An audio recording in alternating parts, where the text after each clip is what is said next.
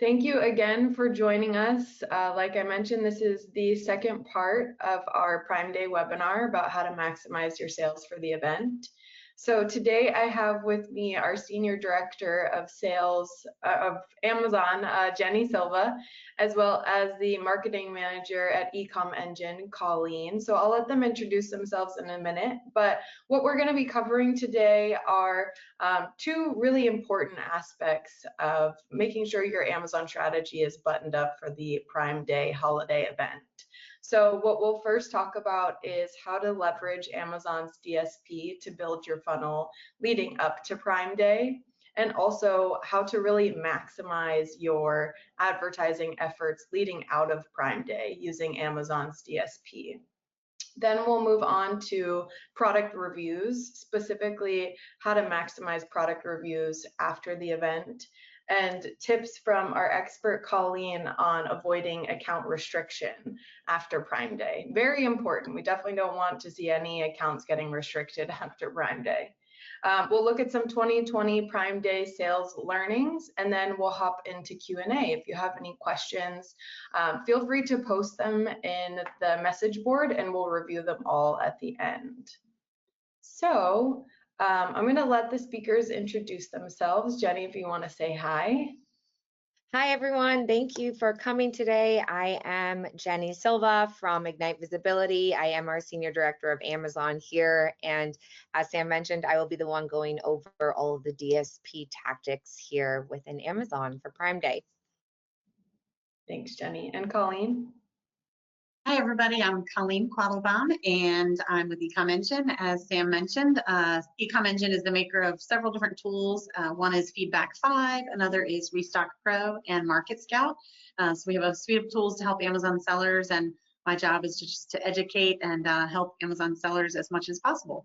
So I'm interested in hearing any questions that you have for me today, and happy to share some information with you. Perfect. Thank you both, Jenny and Colleen. Wonderful. Well, before we hop into the great information that these ladies have prepared for you today, I wanted to start with an intro poll and just get an idea of who is joining us, and your experience so far with Amazon. So first, we'd like to know if you've ever run Amazon DSP advertising. So this is their demand side platform. This includes retargeting, in-market segments, lifestyle segments, pixeling your website, and more. So we'd love to know if you have any experience with that. And then second question is if you're actively requesting product reviews. So Colleen will talk about that a bit more later in the presentation, but we'd love to just get an idea of, your current review strategy. Okay, perfect. It looks like we have some people, it's kind of mixed on if we have DSP experience, which is no problem at all. Jenny is going to walk us through and give you some background on DSP before hopping into how we can leverage DSP for Prime Day. So thank you for the answers. And like I said, please, if you have questions as you're going through, just post them and we'll get to them after the information. So without further ado, we'll jump right into leveraging Amazon's DSP for Prime Day. Perfect. Okay, so what I always like to do is before getting into just some of the tactics for before Prime Day, as well as afterwards, just give a high-level overview of Amazon's demand-side platform, also known as their DSP. This is something that after this call, after this webinar, if you have questions, if you have interest in it or want to learn more, feel free to reach out. This is an area where we help in, but Amazon's display network is really crucial in adding to your overall advertising strategy on Amazon. Basically what it is, it's their impression-based display marketing platform. And what makes it unique from the other displays out there are going to be two main points. It's going to be all of the billions of data points that are captured from Amazon, from all of the shoppers and all of their consistent, customers that are on Amazon.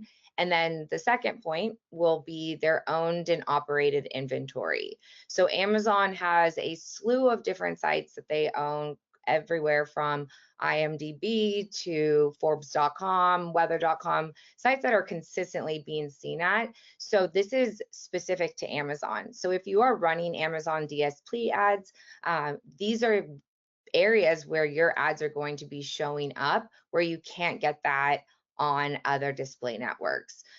So that's why, Amazon's DSP is important, and also is programmatic as well, because programmatic is going to be that machine learning where it's consistently, understanding your audience and understanding what they're looking at to make sure that we're serving the best ads at the right time for those customers. And then here, just the power of DSP. I know I mentioned a little bit more about just the billions of shopping behaviors captured each month, which is crucial. Understanding your customers' shopping behaviors, what they're looking for, things along those lines. Getting that data is very important when making sure that we have a very robust, granular strategy. Next comes their 1P data as well. Having access to all of that proprietary data on Amazon can really make sure that you are getting the right customers and growing your customer base. And then also, as we know, Amazon is a very widely used site and app. So they have about 182 million monthly visitors in the US. Since this has been created, I think that number has definitely grown quite a bit, but it just shows you the value and the power of DSP.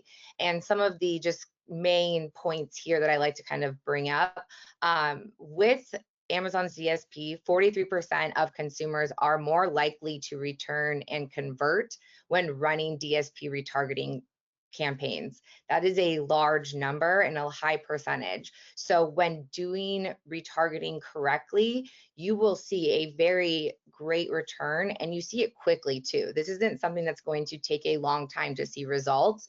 If it's set up correctly and set up for success, you can be seeing results within the first, month, 2 months there. Also, the click-through rates are about 10 times higher when adding DSP retargeting to your advertising strategy. So that means consistently more and more people are seeing your ads, seeing your brand, and helping really grow that awareness of your brand on Amazon. And then lastly here, 70% of consumers are more likely to purchase your products when running the in-market and retargeting strategies together, as well as with your ad console advertising too. Okay, so that's just a brief intro of just Amazon's DSP and why it's so powerful. So let's get a little bit more into just some of our pre-Prime Day tactics. So there's a lot of tactics that can be utilized. For today, we wanted to go over some, about 4 main ones that we've seen great success with. And if you are newer to DSP, not a problem. These are areas that, we could potentially help you with, or you can slowly start to dip your toes in the water with trying this out. But first and foremost, since Prime Day is about 3 weeks away, now would be the time to get these tactics started so you can really generate as much data that you can use for the day of the events, the 2-day events. So first and foremost, what we like to see is utilize those in-market segment targeting. This is going to help grow your brand awareness. It's going to help drive more eyes, more traffic to your PDPs or to your storefront, whichever space that you're driving that traffic to. This way you can start growing that brand, growing your understanding of who you are, because people right now are looking on Amazon to see, potentially what products that they want to be purchasing on Prime Day. They're loading up their cart. There's already ads being seen for, the Prime Day events. So making sure that you're doing the whole awareness sector up and coming to Prime Day is going to help build your brand awareness. Secondly, driving the traffic into your store is crucial in a way if you are brand registered, because now there's the new customer engagement tool where you can utilize this to get more people following your page. And while doing that, what you can do too as a tactic is by using the customer engagement tool, you can actually now reach out to anyone that's following you and let them know about new product launches and then also any type of sales that you're having. So those Prime Day sales that you are going to be having on sale on Prime.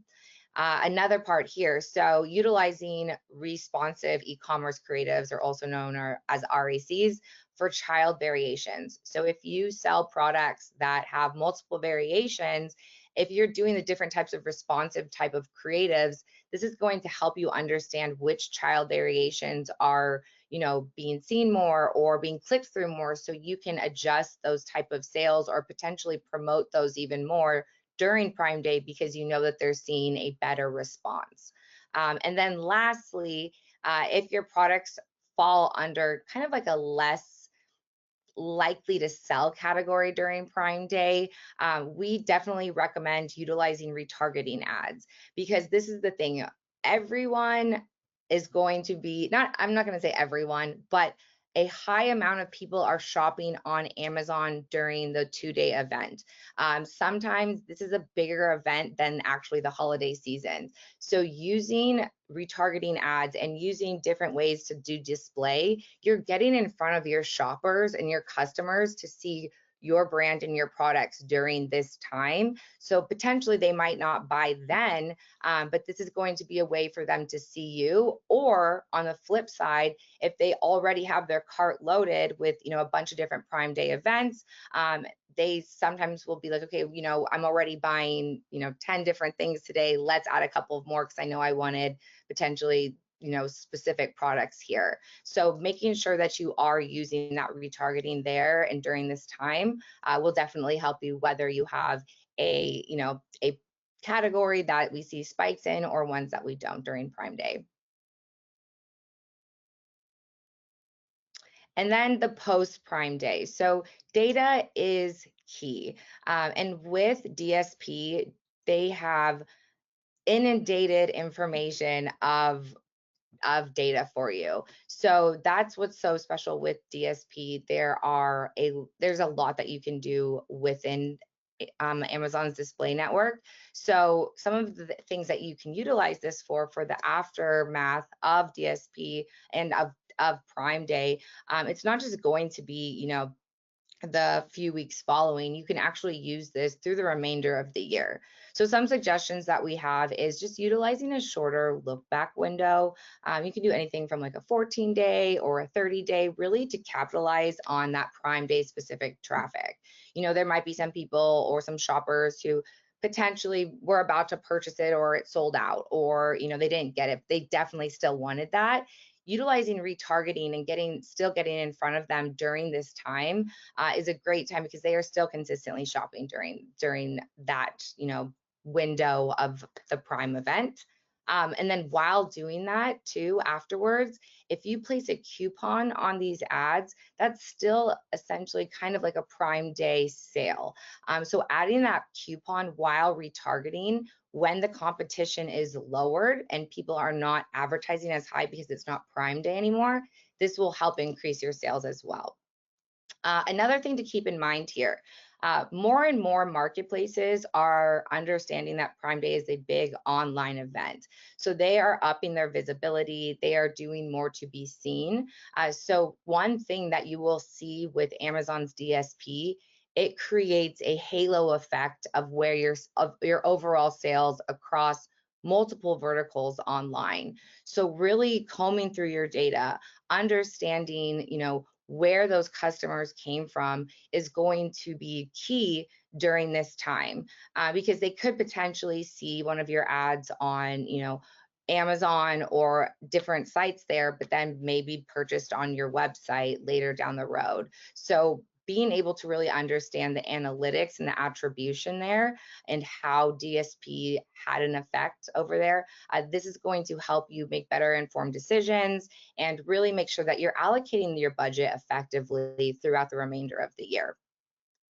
Also, one big takeaway, and something that we learned a lot in the past few years here, is take advantage of your Prime Day data to make better informed decisions to prep you for your Q4 strategy. This is crucial data. You know that these customers are searching for your products. They're looking for them.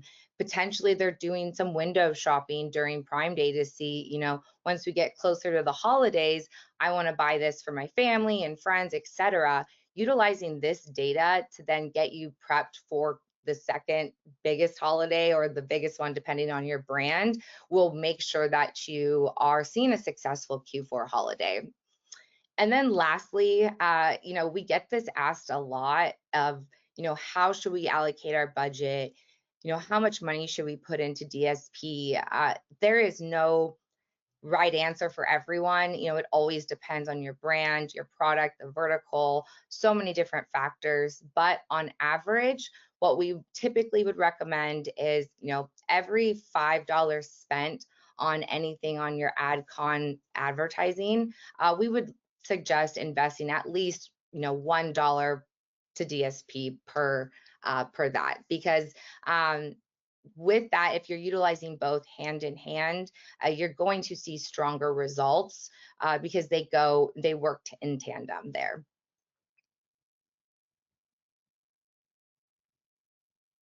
Thank you, Jenny. That was great. Passing it over to you, Colleen. So Colleen is going to talk to us about using Prime Day to increase your product reviews and then also avoiding account restrictions.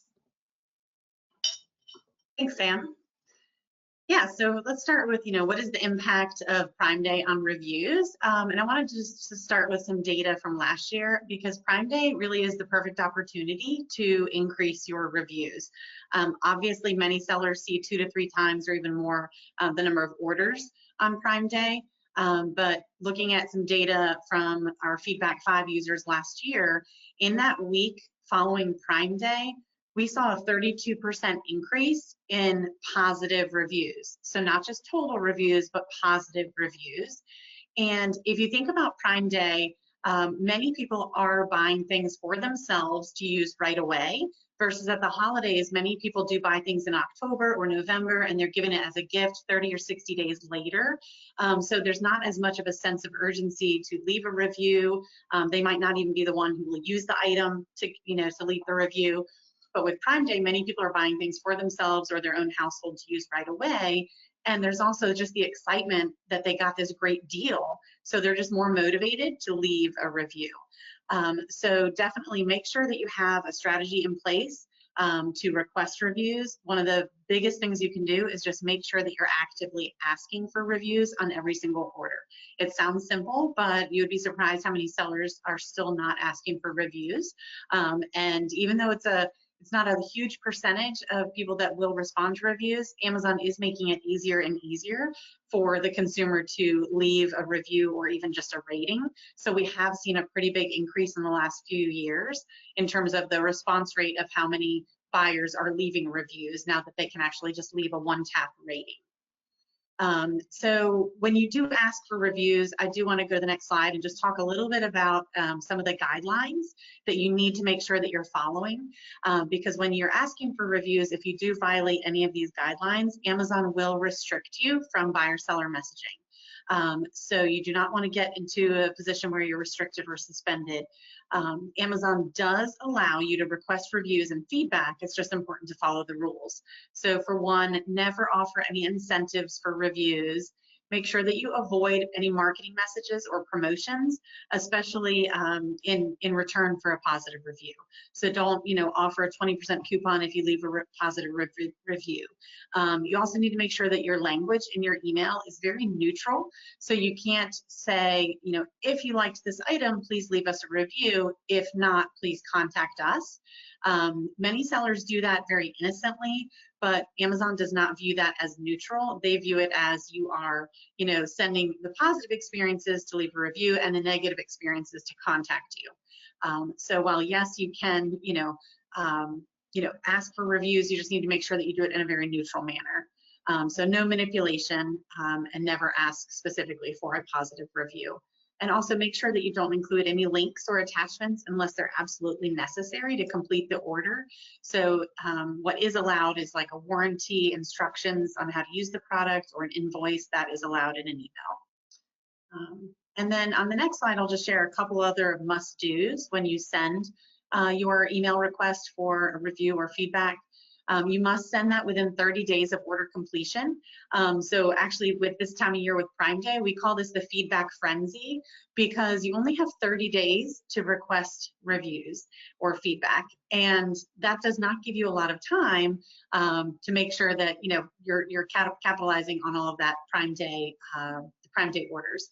So making sure that you have a review strategy in place now, so that come June 21st, June 22nd, you're ready to go ahead and start requesting those reviews, whether it's a few days after order completion or 8 days or 30 days, depending on what you're selling. You do want to make sure that you send the review at a time that makes sense to you for your product. If it's a beauty item or vitamins, it maybe takes a few weeks for them to see the results. You might want to send it 14 or 21 days after the order. But if it's an article of clothing or something that they can use right away, you might want to send that review within a day or two of them receiving that order. But Amazon does require that you send it within 30 days, and you must include the 17-digit order ID, and also make sure that you send the message in the buyer's language of preference. This is a tricky one because you don't really have access to that information.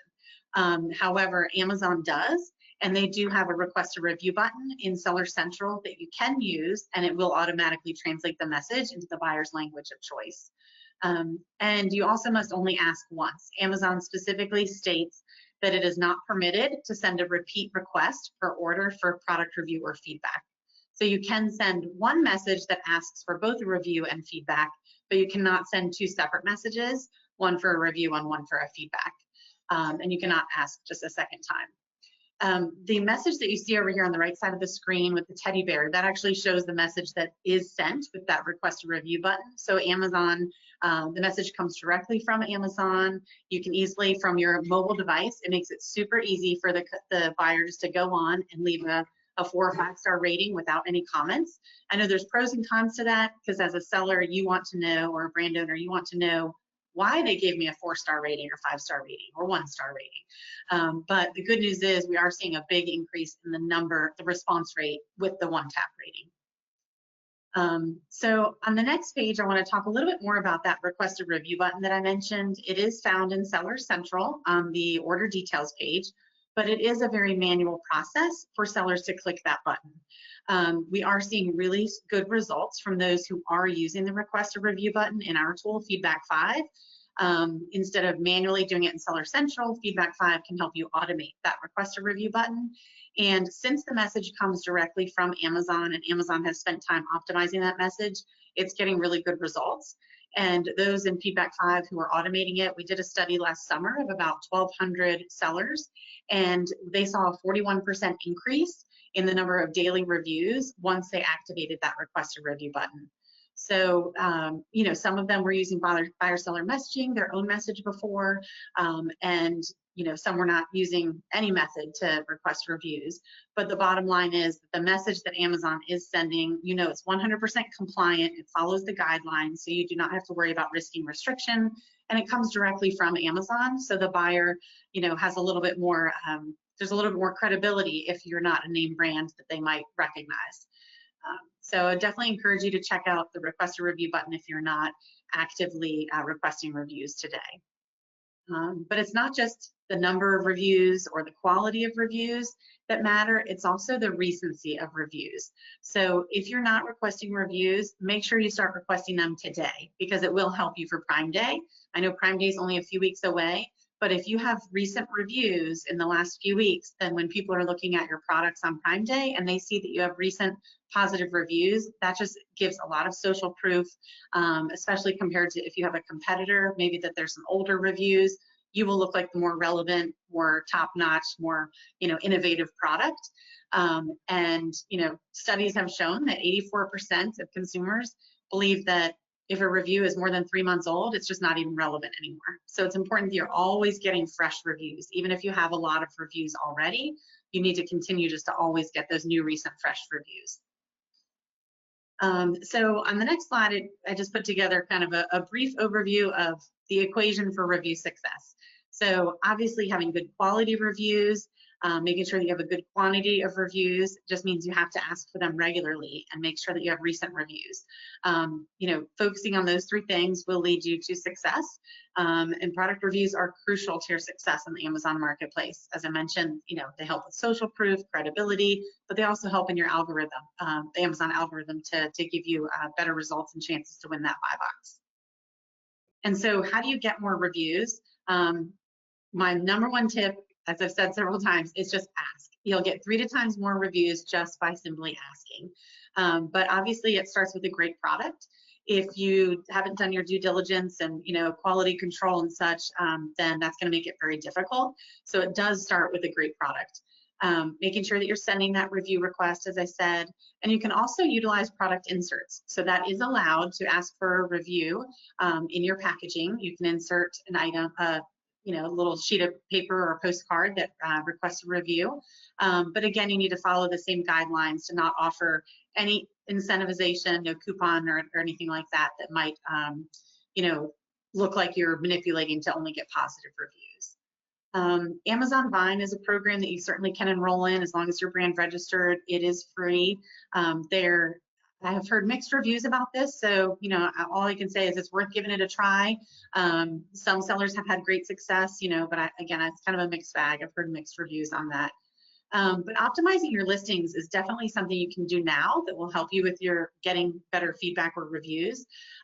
Especially take a look at your listings on mobile. You probably look at them on your desktop all of the time, but take a look on mobile, see what they look like there, see if there's anything you can do to optimize them, making sure that you are explaining your product in a very detailed way, that you have images that show how awesome your products are, just really good quality images and content in your listings, very detailed. Taking a look at the questions that customers have asked on your listing and make sure that they've been responded to. You don't want to leave those unanswered. And then, always make sure that you have detailed product instructions in your packaging as well, because obviously if someone can't figure out how to use the product, you're more likely to get a negative review. So you want to avoid that as much as possible.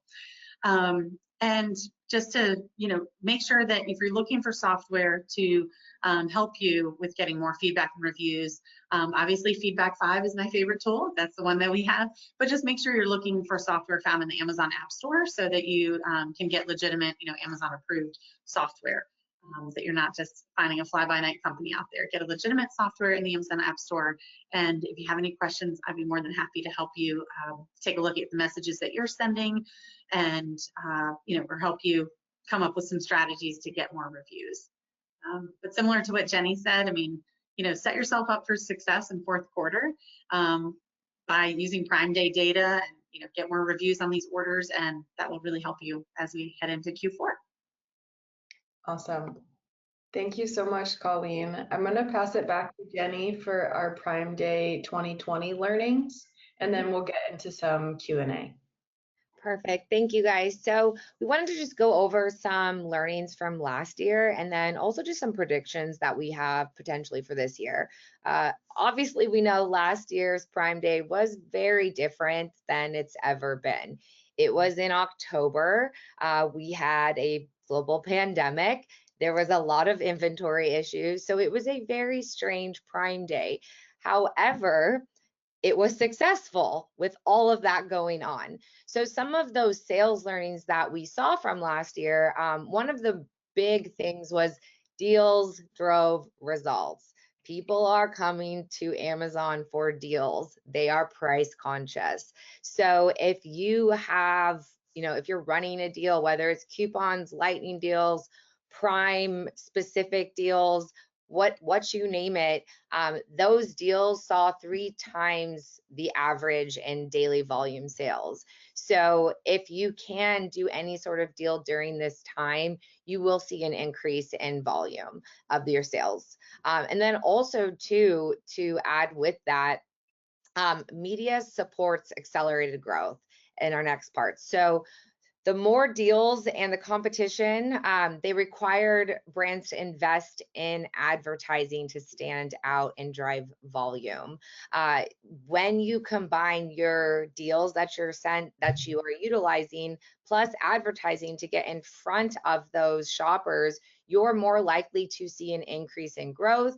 And one way here, if you already have your advertising paid side buttoned up on Amazon and ready to go, Amazon DSP is an easy solution to even add to this. With last year, sponsored ads, we saw an average of about 3 times, the daily volume in sales. When they added DSP to it as well, that number grew. So they saw actually an uptick, of about 4 times the amount of average daily sales with that. And then one thing too, as I had said, with all the craziness that happened of last year, even though everything was just very different, Prime Day actually grew over, it was about 45% from 2019. So they saw in sales $10.4 billion worth of goods sold. And that was up from 2019, that was 7.6 billion. So with all that was going on, I mean, there's a lot of factors that did include within this. More and more people were getting used to shopping online. That was their only option. They were not going into stores, things like that. So they were becoming more accustomed to this. The number of Prime members increased as well. So a lot of this did show growth. So we're only predicting even more growth for this Prime Day. And then also what was really interesting to see is the marketplace sellers, they sold over 3.5 billion in total sales across 19 countries. So that was up 60% from 2019. And those are the specific sellers on Amazon. So if you are a seller, this is a great holiday or Prime holiday for you to capitalize on. And then some of our predictions here, one thing a lot of people were asking is just typically Prime is in July. So why June? And so we are kind of thinking what our prediction is they want to get ahead of, people starting to get back into the real world, getting ready for vacations and summer holidays and things like this. So we are predicting potentially, a spike in some different categories than we're used to. Obviously there's some of those main ones like electronics, home goods, things like that people are kind of waiting, or higher priced items that they're waiting to get seen or be sold on a deal during Prime Day. But we are kind of predicting that since last year it was more holiday type of purchases, since it was in October, and more gifts for others. We definitely think that, some of the categories that we'll see a spike in are going to be linked to the opening of the economy. So things like sports and outdoors, weddings are coming back and events are coming back. And then also just things for themselves, people are going outside more. So potentially spikes in beauty and products and things that will, tie into you being back outdoors, outside, interacting with people, things along those lines. So we're very interested to see what happens in this upcoming Prime Day, and then take away that data and be able to really see, and then again, like we said, utilize it for Q4. Perfect. And just before we hop into the Q&A, we forgot to mention it at the beginning, and I'm sure as Amazon sellers, you all have heard the update, but Prime Day was officially announced for June 21st and 22nd. So we are, obviously excited to have our questions answered, just regarding, when the event is actually going to be. So it is just 3 weeks away. This is a really good time to make sure your product detail pages are buttoned up, your storefront looks good, you've got a deals landing page if you're running any promotions for the event. And if you are interested in a free audit in your account, that is something that we can provide at Ignite. You can reach us at sales@ignitevisibility.com for any questions. So let's go ahead and hop into some questions. We got a couple as you both were speaking. So Colleen, I have a couple for you. Someone had asked, when do you suggest to send the request review after how many days from the product being delivered? Yeah, so I would suggest within a couple days. So within 2 to 3 days after it being delivered, as long as it's an item that they can use right away. If it's like a beauty product or vitamins, as I mentioned, like those might take 14, 21 days for them to see the value and if they work. Or if it's maybe a more complicated electronic that they need to put together, it might take a few days. So think about it by product basis. But I would say overall, probably like a good blanket strategy is within the first few days of when they place the order. Perfect. Thank you. And Jenny, a question for you related to DSP. Someone had asked, when is the best time to launch DSP campaigns? Yes, so that's a great question. And if it's in regards to Prime Day, I would say get started now. You want to get those launched and get going because, like I said, it takes a little bit to get that data and you want to be able to utilize that data for Prime Day. If it's just in general and you've never launched DSP before and you're trying to get started with it, typically we look at, is everything optimized in your ad console advertising? Are you utilizing, all the ad units there? And are you seeing the returns that you're looking for? Once you're at that position where you feel like, we got a handle on our paid ads within Amazon, then it's really smart to start layering in, and it doesn't have to be a high budget, but start layering in retargeting. Because with this, if you are looking to, reach new customers efficiently at scale, which I'm pretty sure the majority of people on here are, you should definitely be considering at least DSP retargeting. Definitely agree with you there. And a follow-up question to that, someone had asked, how do you see the best return with DSP advertising? Yes, so there's a couple of different answers to that, and it all depends on what your goals are. So when you get into Amazon's DSP console, which one thing I do want to make clear to this, to get access into Amazon's DSP, you have to either do it directly through Amazon or go through an agency like us that has a seat, or have your own entity, which is pretty difficult to get. But once you're in there, there's going to be a lot of different goals that you can set. So it's really dependent on what you're looking to see. If you're looking to see the best return, we recommend retargeting. Retargeting is going to see the quickest and the strongest return in the beginning, because if you think about it this way, essentially, retargeting is pretty much advertising to customers or potential customers that have already interacted with your brand, your products, your SKUs, things along those lines. They've seen it. So now we are following them across the web with the exact product that they potentially looked at, added to cart, didn't buy, maybe it wasn't the right time. So this makes it, a much easier purchase, if you will. So retargeting, definitely we see the highest return. Yep, I would certainly agree with that. I had someone ask if, and this should go to Colleen, what is the difference in feedback and reviews? Sure. So feedback is related to the seller itself. So that has to do with, was the order delivered on time? Did they receive good service? Whereas the review has to do with the product itself. So the product reviews is what the consumer actually sees when they're looking at the product itself. But obviously, as a seller, it's very important that you have strong feedback scores as well, because that goes into a lot of the calculation that Amazon places on you winning the buy box as well. So they're both very important, but the reviews are what the consumers typically see the most.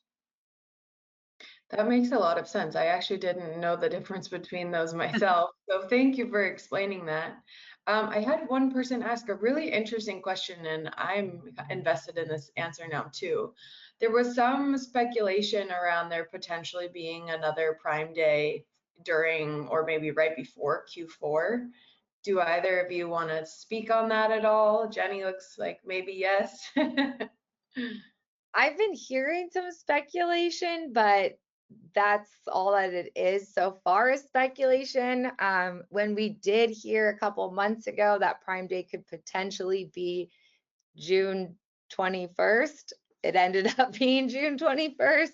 So this is something that I could see happening again, just because people are becoming more and more used to these Prime Day events. They, like these sales, things like this. And from seeing such good results from the Q4 one, I could definitely see them doing this again, but I'm not 100% sure. So do not hold me to it.